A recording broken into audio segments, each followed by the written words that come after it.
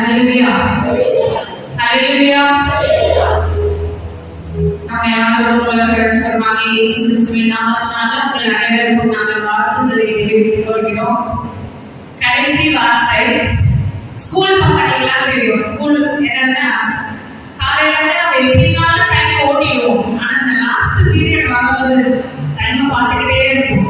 எப்படா முடியும் எப்படா முடியும் எப்படா முடியும். அந்த மாதிரி இல்லாதபடி வெகு சீக்கிரமாகவே நான் முடிக்கிறேன். கர்த்தர் கிருபை செய்வார். எடுத்தவர்கள் வாசிப்போம்.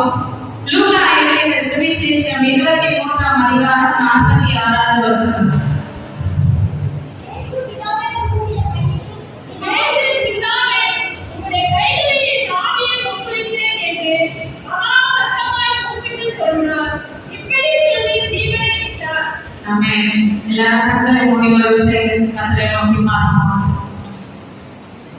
எங்கள் பரலோக பிதாவே, நன்றியுடன் துதிக்கிறோம், ஸ்தோத்திரிக்கிறோம் ராஜா.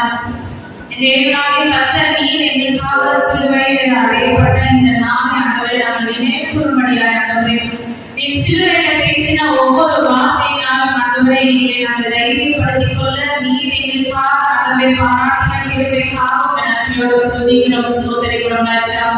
என் தேவனாகிய கர்த்தர் ஆண்டவரே பேசின ஒவ்வொருவரோடும் நீர் இருந்தது போல ஆண்டவரே அடையாளப்பட்டு நீங்கள் இருந்து ஆண்டவரே அப்பா பேசுகிற காரியங்கள் தெளிவாய் பேசுகிறத கிருபை நீர் தரும்படியாய் நாங்கள் ஜெபிக்கிறோம். எல்லாவற்றையும் கர்த்தராகிய இயேசு கிறிஸ்து நாமத்தில் ஜெபிக்கிறேன் என் ஜீவனான பிதாவே, ஆமென். நம்ம இதுவரைக்கும் 6 வார்த்தையை பார்த்திருக்கோம். இப்ப 7வது வார்த்தைக்குள்ள வந்திருக்கிறோம். இந்த இப்போ ஒரு மனுஷனா உலகத்துல பிறந்த ஒவ்வொருவருக்குமே நம்ம இந்த உலகத்துல வாழும்போது நமக்கேற்ற ஒரு காரியத்தை நம்ம செய்யணும்னு சொல்லி எதிர்பார்ப்போம் இல்லையா? அப்படிதான் இயேசு கிறிஸ்துவும் இந்த உலகத்துல வாழ்ந்தவர் அவருக்கேற்ற ஒரு காரியத்தை செய்வதற்காக தான் அவர் இந்த சிலுவை பாடும் மரணத்தை ஏற்றுக்கொண்டார். அவருக்கேற்றனா அவரோட பிள்ளைகளாகிய நமக்கு ஒவ்வொரு பெற்றோர்களும் பிள்ளைகளுக்கு அவங்களால முடிந்த சொத்துக்களோ படிப்பையோ தந்து விட்டு செல்கிறார்கள். இயேசுவானவர் பிதாவாகிய தேவன் குமாரனாகிய இயேசு கிறிஸ்துவை நமக்கு கொடுத்து அவர் நமக்காக சிலுவையிலே இந்த 7 வார்த்தைகளை பேசி எதை நமக்காக கொடுத்து விட்டு சென்றிருக்கார் என்றால் பரலோகம் என்கிற சொத்தை நமக்காக கொடுத்து விட்டு சென்றிருக்கிறார். மனுஷர் பேசுகிற விதமாய் அல்ல, ஆவியானவர் இயேசு கிறிஸ்து இந்த பூமியில பேசின ஒரு வார்த்தைக்கும் ஒரு ஆவிக்குரிய அர்த்தம் இருக்கு. அந்த ஆவிக்குரிய அர்த்தம் தான் நம்மளுடைய ஆத்மாவை உயிர்ப்பிக்கிறதா இருந்தது. இயேசு பேசின 7 வார்த்தைகளிலும் ஒரு ஆவிக்குரிய அர்த்தம் இருக்குது. அது ஒவ்வொரு ஆவிக்குரிய அர்த்தத்துல முதலாவது அர்த்தம் மன்னிக்கிற அர்த்தம். நம்ம மன்னிக்கிறவர்களாக மட்டும் இல்லாதபடி நம்மிடத்துல என்ன இருக்க வேண்டும்? தேவனுடைய அன்பு இருக்க வேண்டும். தேவனுடைய அன்பு முழு இதயத்தோடு முழு ஆத்மாவோடு முழு பலத்தோடு தேவனிடத்தில் நீ அன்பு கூறுவாயாக என்ற அந்த கற்பனை, அந்த அன்பு நம்மிடத்தில் இருக்கும் போதுதான் நம்மளுக்கு மன்னிக்கிற குணமே வரும். இல்லை என்றால் நமக்கு மன்னிக்கிற குணமே வராது. 2வது வார்த்தையாக நம்ம மன திரும்புதலை குறித்து பார்த்தோம். இயேசுவானவர் பரதேசியில் இருப்பாய் என்று சொன்னாலும் அந்த கல்வன் மன திரும்பினதை நம்ம பார்க்கிறோம். நம்மிடத்தில் தேவ அன்பு மட்டும் இருந்தா பத்தாது, நம்ம இருதயத்தில் இருக்கிற பாவங்கள்ல இருந்து நம்ம மன திரும்ப வேண்டும். 3வதாக இதோ ஒரு தாய் இதோ ஒரு மகன் என்று அவர் சொல்லுகிற வார்த்தையிலிருந்து நம்ம ஆவிக்குரிய காரியங்களை நம்ம சிந்திக்கும் என்றால் கற்பனைகள் கட்டளைகளும் இருக்கிறது. உன் தகப்பனையும் உன் தாயையும் கனம் பண்ணுவாயாக, பிள்ளைகளானவரை நடத்த வேண்டிய நீ நடத்து என்று கற்பனையும் நியாயப்பிரமாணமும் இருக்கிறது. நம்ம தெய்வ அன்போட இருந்து நம்மளுடைய இருதயம் மன திரும்புதலின் இருதயமா இருந்து அவருடைய கற்பனைகளையும் கட்டளைகளையும் கை கொள்ளுகிறவர்களா நம்ம இருக்கும் போது நமக்கு கண்டிப்பா என்ன வரும்? உபத்திரவம் வரும். ஏன்னா நாம உலகத்தான் அல்ல. உலகத்தானாய் நம்ம இருந்தோம்னா நம்மளுக்கு எந்த பாடம் எந்த கஷ்டமும் கிடையாது. நம்ம இஷ்டத்துக்கு நம்ம வாழ்ந்துட்டு போயிடலாம். ஆனா தேவ அன்புல மனம் திருத்தி நம்ம கற்பனைகளையும் கை கொண்டு வாழ வேண்டும் என்று நம்ம நினைக்கும் போது நமக்கு வருகிற உபத்திரவம் தான் 4வது வார்த்தையாக என் தேவனே தேவனே ஏன் என்னை கைவிட்டீர் என்று இயேசு சொல்லியிருந்தாலும் அவர் உறவோடு தேவனோடு இருந்த உறவோடு எந்த ஒரு சூழ்நிலையிலும் கர்த்தரை விட்டு விலக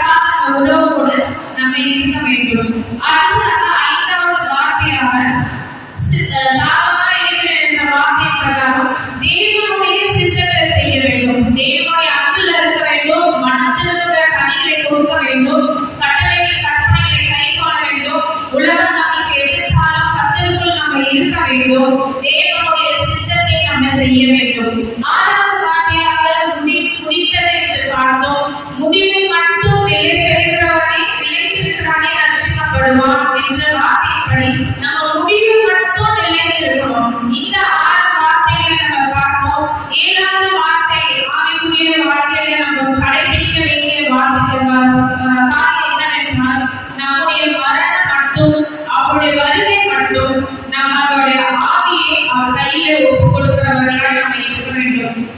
ஆண்டவராகிய இயேசு கிறிஸ்து சிலுவையில பேசின 7 வார்த்தைகளை நம்ம ஆவிக்குரிய வாழ்க்கையில ஃபாலோ பண்ண வேண்டிய ஒரு காரியமும் இதுதான். இப்ப 7வது வார்த்தையாக நம்மளுடைய மரணத்தையும் நம்முடைய 2ஆம் வருகையிலும் நம்முடைய ஆவியை எப்படி ஒப்பு கொடுக்கணும் அப்படின்றதுதான் நம்ம இந்த வசனத்தின் மூலியமா நம்ம பார்க்க போகிறோம். லூக்கா 23:46 சொல்லப்பட்டது போல இயேசு பிதாவே உம்முடைய கைகளில் என் ஆவியை ஒப்புவிக்கிறேன் என்று மகா சத்தமாய் கூப்பிட்டு சொன்னார். இப்படி சொல்லி ஜீவனை விட்டார்.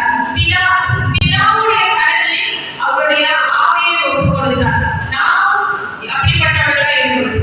ஏன் 7 வார்த்தையை மாத்திரம் அவர் பேசினார்?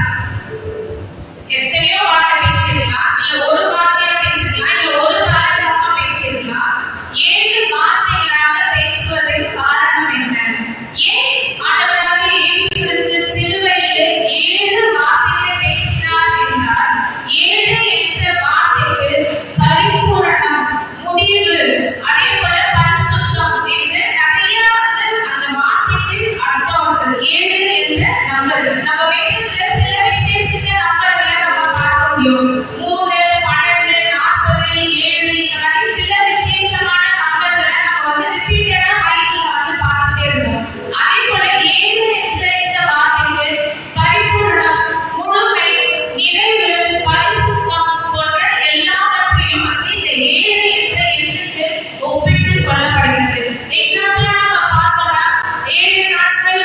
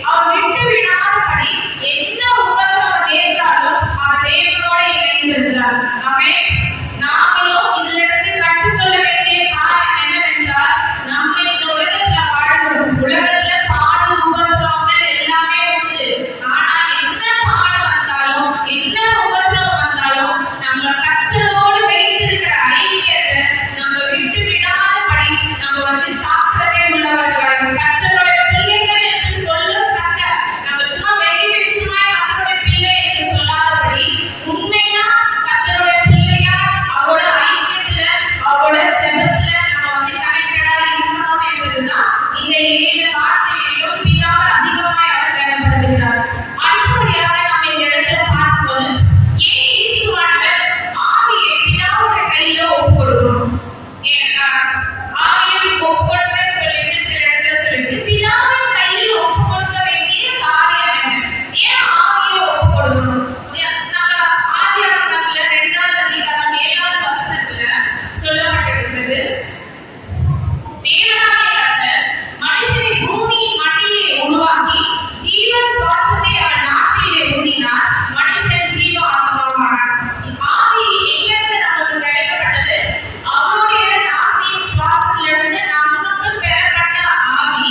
அப்ப யார்கிட்ட கொடுக்கணும்? பிரசங்கியிலிருந்து வந்து ஒரு வசனம் இருக்கிறது. பிரசங்கி 12ஆம் அதிகாரம் 7ஆவது வசனம்.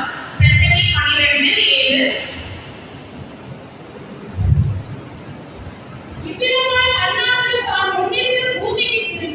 இவ்விதமாய் மண்ணானது தாம் முன்னிருந்த பூமிக்கு திரும்பி ஆவி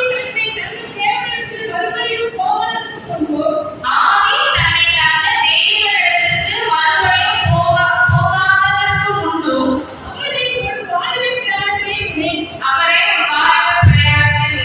வாழ்வு பிரயாணம் நம்ம எல்லாருமே வாழ்க்கை. ஏன்னா பைபிளை பொறுத்த வரைக்கும் 80 வயசு இருக்கிறவங்க என்ன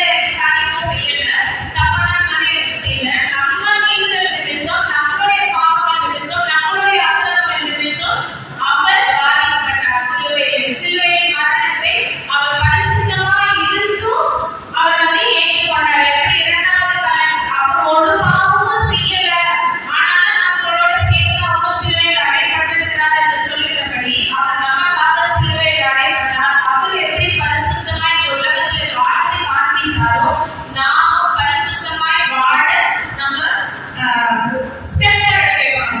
இதுக்கு முன்னாடி பேசின சகோதரி சொன்னாங்க, நம்ம ஒரு படி எடுத்து வைக்கலாம், கர்த்தர் நமக்காக 10 படி இறங்கி வருவார். கரெக்டா? நம்ம ஒரு ஸ்டெப் எடுத்து வைக்க நம்ம விருப்பப்படுற ஆசைப்படுறனாலே கர்த்தர் நமக்கு அது செய்வதற்கு உதவி செய்வார்.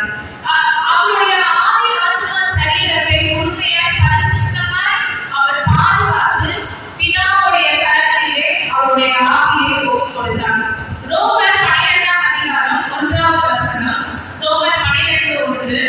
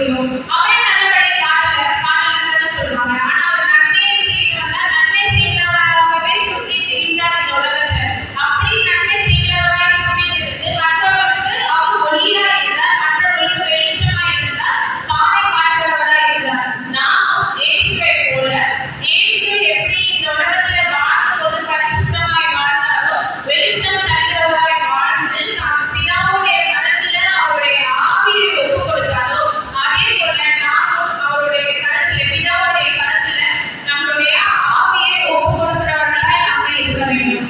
தீத்து 2ஆம் அதிகாரம் 14ஆம் வசனம். நான் நம்பியிருக்கிற ஆனந்த உலகிற்குள்ளோ மகாதேவனும் அவர் ரட்சகருமாகிய இயேசு கிறிஸ்து மகிமை. தீத்து 2:14. அவர் நம்மை சகல அக்கிரமங்களிலிருந்து மீட்டுக் கொண்டு அவர் நம்மை சகல அக்கிரமங்களிலிருந்து மீட்டுக் கொண்டு தமக்குரிய சொந்த ஜனங்களாகவும் தமக்குரிய சொந்த ஜனங்களாகவும் நற்கிரியை செய்ய பக்தி வைராக்கியம் உள்ளவர்களாகவும்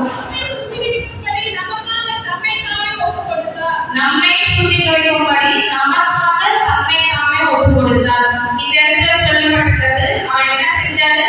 நற்கிரியை தான் செஞ்சுட்டு வந்தாரு. பக்தி வைராக்கியத்தோட நல்லது செய்யறதுக்காக கர்த்தருக்கு பிரியமில்லாத காரியம் செய்யல. நல்லது செஞ்சாலும் பக்தி வைராக்கியத்தோட இருந்தாரு. நன்மை செய்கிறவராக சுற்றி திரிந்தார். அவர் தம்மை தாமே ஒப்புக் கொடுத்தார். அந்த மாதிரி நம்மளுடைய ஜீவியத்தையும் நம்ம ஒப்புக் கொடுக்கும் போதுதான் கர்த்தராகிய ஆண்டவராகிய இயேசு கிறிஸ்து நம்மளுடைய ஆவியை அவர் பெற்றுக்கொள்வதோடு நம்ம மனிதனிடம் என்றால் நம்மளுடைய ஆவி, உயிரோடு இருந்தோம் என்றால் மருத்துவமாக ஆக்கப்படுத்தும் போது அவருடைய ஆத்மா. சோ அதை பெற்றுக்கொள்வது அவர் சந்தோஷப்படுகிறவரா இருக்கிறார். அவர் சிலுவையில் பேசின இந்த 7வது வார்த்தையானது, பிதாவே உடைய கைகளில் என்னுடைய ஆவியை ஒப்புக் கொடுக்கிறேன் என்று சொன்னது போல நம்மளும் தைரியமா சொல்லலாம். நம்ம பரிசுத்தமாய் வாழும்போது, நம்ம மற்றவர்கள் வெளிச்சத்தில் நடக்கும் போது, நம்மளோட ஐக்கியம் பிதாவோட இருக்கும் போது, அவருடைய சித்தத்தை நம்ம செய்யும் போது, நம்மளுடைய ஐக்கியம் நம்மளோட உறவு எப்பவுமே பிதாவோட தெய்வமா இருக்கும் போது, நம்ம வாழ்க்கை மூலியமா மற்றவர்களுக்கு நம்ம வெளிச்சமா இருக்கும் போது, நம்ம ஆயத்தப்பட்டு மற்றவர்களையும் ஆயத்தப்படுத்துகிறவர்களாக நம்ம இருக்கும் போது, இயேசுவானவர் நம்மளுடைய ஆவியை சந்தோஷமாய் எப்படி சேவகனுடைய ஆவியை சந்தோஷமாய் வரவேற்றாரோ அதே போல நம்முடைய ஆவியையும் அவர் சந்தோஷமாய் வரவேற்றுவார். ஜெபம் செய்வோம்.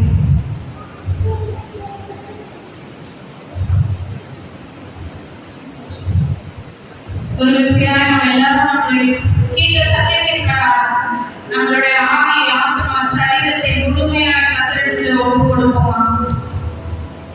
என்னை தள்ளாதீரும், சுத்த ஆவியை விலகாதீரும். என்னை தள்ளாதீரும், சுத்த ஆவியை விலகாதீரும். பரிசுத்த இதயம் எதிர்த்தாலுமே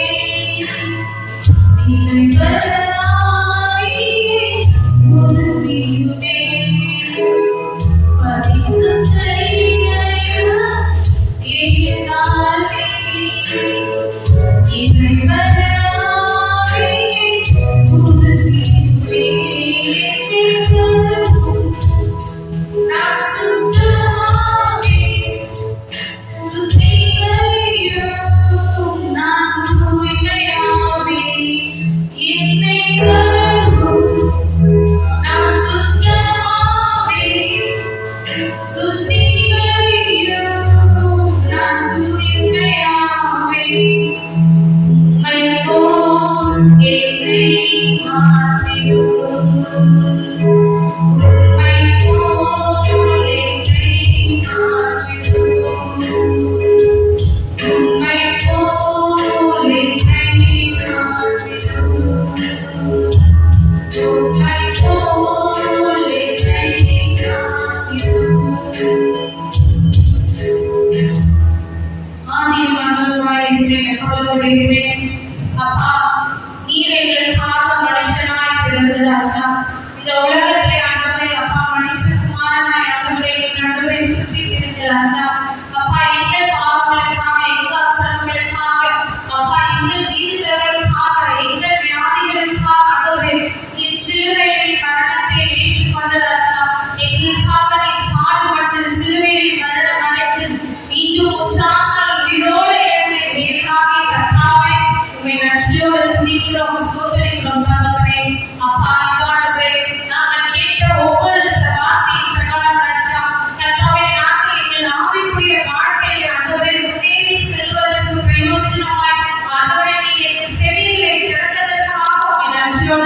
துதிக்கிறோம், ஸ்தோத்திரிக்கிறோம் ராஜா. கர்த்தாவே, நாங்கள் ஆண்டவரே உம்மை போலவே தகப்பனே, அப்பா நாங்கள் ஆண்டவரே அப்பா உம்மை போல ஆண்டவரே நீங்கள் ஆவியை உம்முடைய கரத்தில் ஒப்புக் கொடுக்கிறோம். நீங்கள் நிலைவரமான ஆவியை தாங்க ராஜா, நிலையான ஆவியை தாங்க, பரிசுத்தமான ஆவியை எங்களுக்கு தாங்க. நாங்கள் மற்றவர்களுக்கு வெளிச்சம் உள்ளவர்களாய் இருக்க நீங்க கிருபை செய்யுங்க ராஜா. அப்பா எங்களை நாங்களே ஆயத்தப்படுத்திக் கொண்டு மற்றவர்களை ஆயத்தப்படுத்துகிறவர்களாய் மாறி அப்பா உங்களுடைய வருகையில் ஆண்டவரே என் மகள் என்று ஆண்டவரே நீங்க அழைத்ததற்கு ஆண்டவரே பிள்ளைகளாய் நீங்க எங்களை மாற்றும்படியா நாங்கள் செபிக்கிறோம் தகப்பனே. அப்பா தந்திருக்கிற ஒவ்வொருவரையும் உங்களுடைய கரத்தை தாழ்த்தி ஒப்புக் கொடுக்கிறோம். எல்லா புதிய மகிமை இயேசு ஒருவருக்கே செலுத்துகிறோம். மீட்பரை சிலுவையில் நாமம் செபிக்கிறோம் என்று நல்ல பிதாவே. ஆமென்.